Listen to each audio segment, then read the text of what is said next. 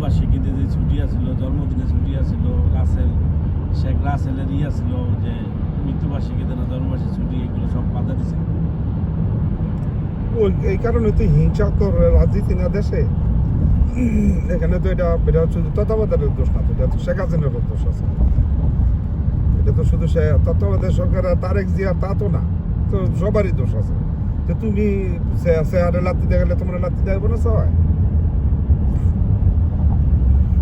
এটা তো এই যে ব্রিজটার কথা কইছিলাম সুজন ভাই, দেখছেন কি লাইটিং ব্রিজ আছে? বরং সে দিয়ে একটা